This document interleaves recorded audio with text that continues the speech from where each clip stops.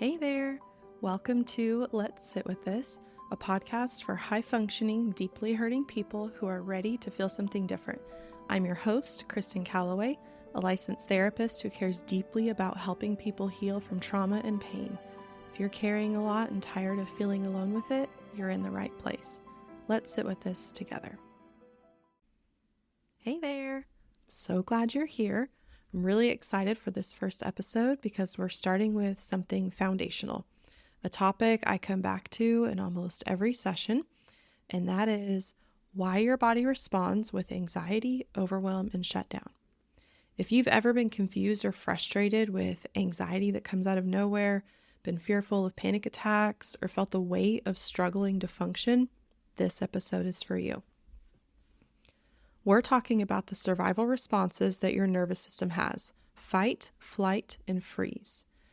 Now, these responses are great when there's a massive physical threat confronting you, but we usually don't understand why the conversation, the conflict, the social scrutiny, the past memories also activate the same responses.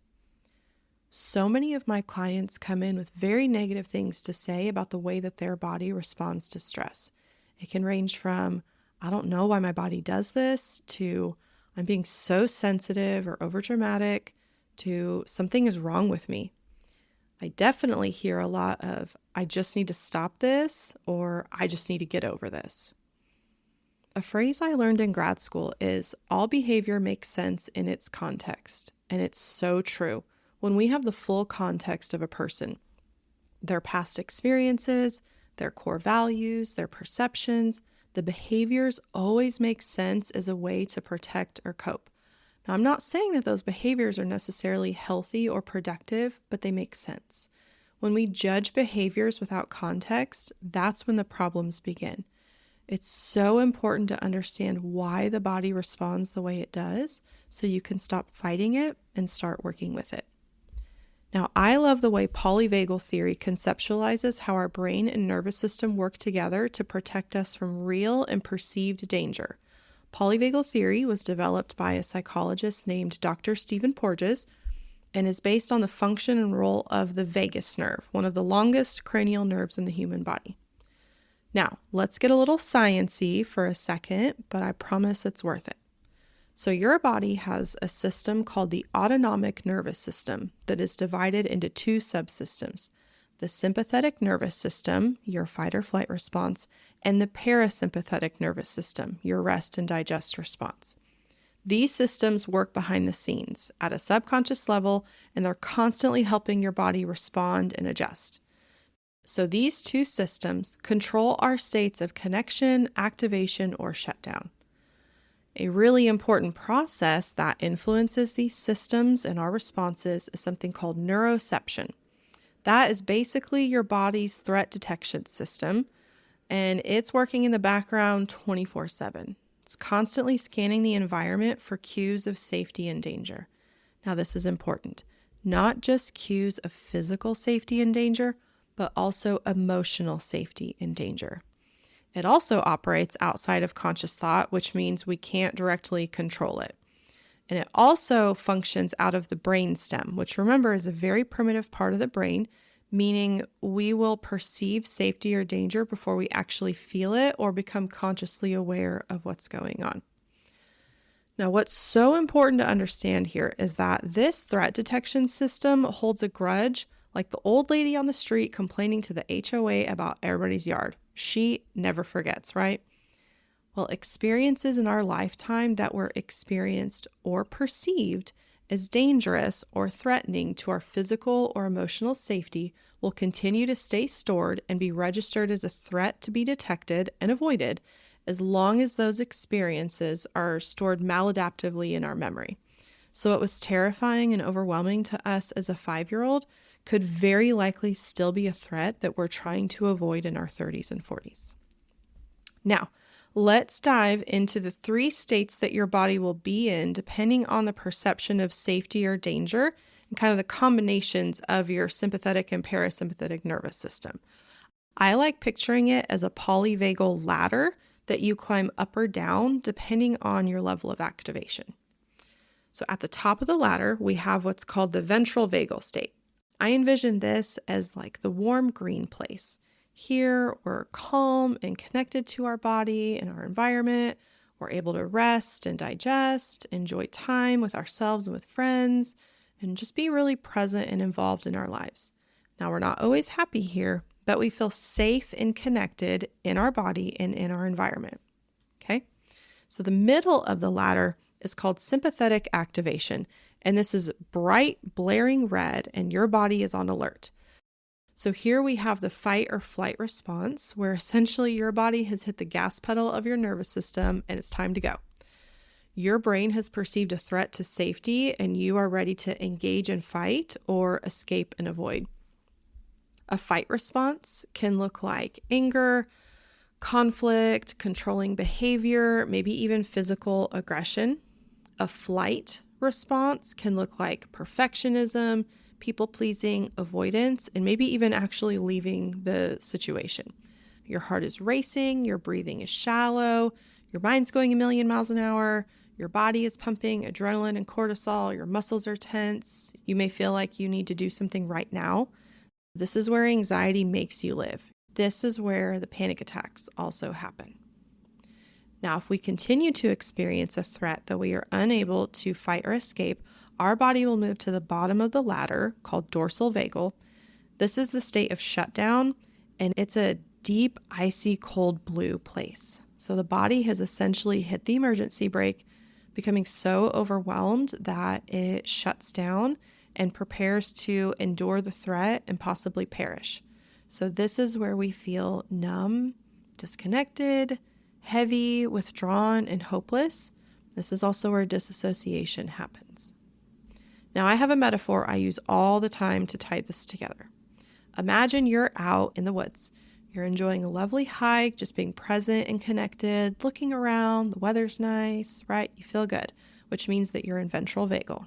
All of a sudden, you hear a large branch crack a ways behind you. Immediately, without turning around, you tense up, meaning you've gone down the ladder into sympathetic activation.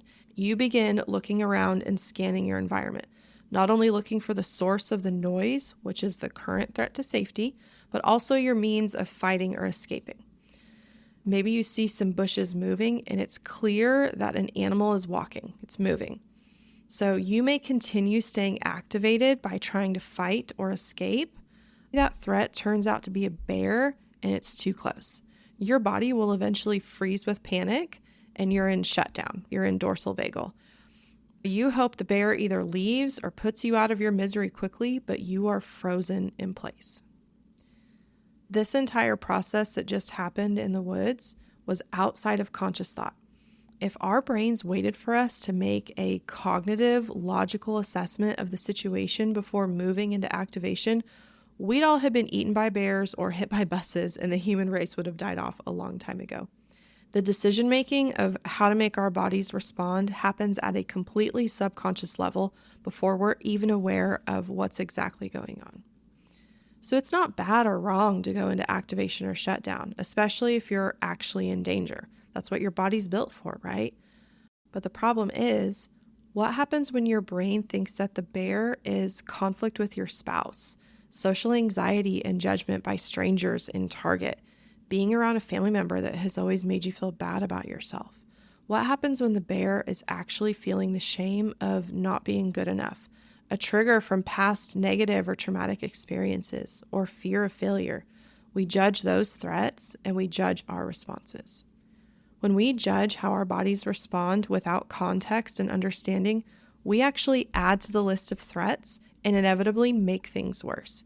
Now, we can try to avoid or minimize, numb with substances or other unhealthy behaviors, even actively suppress how we're feeling or try to shame ourselves into submission, and it always backfires over time. The responses keep building and will even happen at times when the body feels safe enough to express the panic or shutdown, and that's when it just comes out of nowhere. That really is frustrating and difficult for people to experience. When we can have the understanding that our brain is perceiving threats and trying to protect us, we can move from shame to neutrality and maybe even appreciation and compassion for how we've stayed safe. We don't have to like the responses that we have because panic attacks suck, disassociation's not fun, but we can understand why it's happening. Now, this piece right here is crucial to my work as a therapist and why I cover this with nearly every client. They come in with harsh judgments and critical inner voices shaming themselves. They call themselves dramatic, oversensitive, ridiculous, broken, I'm playing the victim, etc. You can't heal when you hate yourself. The goal is to understand what's happening in your body so that you can work with your nervous system to climb back up that ladder into safety and connection. Understanding your nervous system gives you language, and that's powerful. Now, we can't stay regulated 100% of the time. That would be nice. That'd be great. It's not possible. We want to get to know our nervous system so we can help move back into regulation and connection. And maybe we don't get dysregulated as quickly or as often or as intensely. So the more frequently that we can be aware and help shift our nervous systems, the more we can access the experiences that are still haunting us and work on healing them. Healing doesn't happen overnight. It's a process of building safety and trust with your body one step at a time. That first step is approaching your body's responses with curiosity and trying to understand what's happening. The next step is actively using tools that help your body get back to a place of regulation. The next few episodes, I'll guide you through some of my most used grounding skills to help pull clients out of activation and shutdown and back into regulation and connection. Stay tuned for my upcoming mini-series called It Didn't Look Like Trauma. Here, we're going to take a deep dive into the common yet rarely talked about negative and traumatic experiences that high-functioning, deeply hurting adults have had. We're also going to talk about all the ways that it affects them and the powerful tools that I use to help them heal and become who they want to be.